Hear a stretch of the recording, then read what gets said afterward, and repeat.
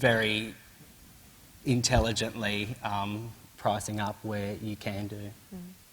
A couple of the other things that we have also implemented is that we maintain a stable entry price point across all our productions. So our D-reserve pricing remains the same and is not subject to demand-based pricing. And moving to a per-performance model has also allowed us a bit more flexibility in those entry points. So whilst we may see a Friday night performance with a $40 premium on tickets, a Tuesday evening performance may only have a $10 premium or in fact not have been increased at all. So it does allow some flexibility in terms of pricing if people are wanting to access those shows. And it's another tool for the sellers too, because as they become more experienced with working, you know, in this kind of framework, they're able to push flexible people towards those less occupied performances and let the high demand ones romp at home at the higher price.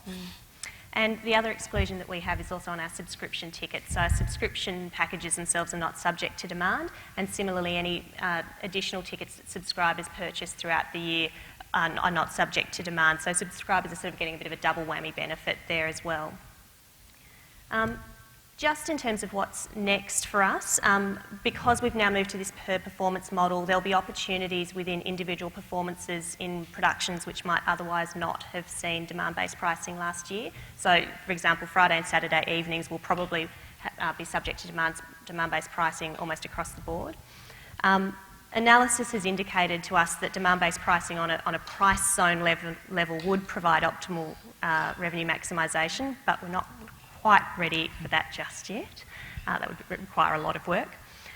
Some experimental rescaling, so shifting our zone boundaries, our ABC reserves. We've put this in place for our 50th anniversary gala season, which is taking place at Arts Centre Melbourne this year. Because that's not subject to renewable subscriber seating, it's left us with a really blank canvas to do some testing on.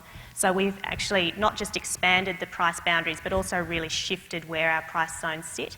So, for example, our lowest price tickets are now sitting in the most visible areas of the house that we can see from hot seat reporting, are often the last to fill.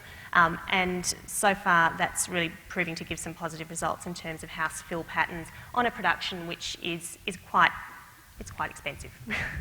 And also, we really need to think about how we're communicating our pricing strategies, because up to this point, we've really been fairly quiet in the way that we communicate it. So do we need to really broadcast it more plainly that we work to a demand model if we want to truly influence customer behaviour? And this is something that we're factoring into our 2013 subscription campaign planning, in really actively spruiking to subscribers the increased advantages in terms of price when they do subscribe.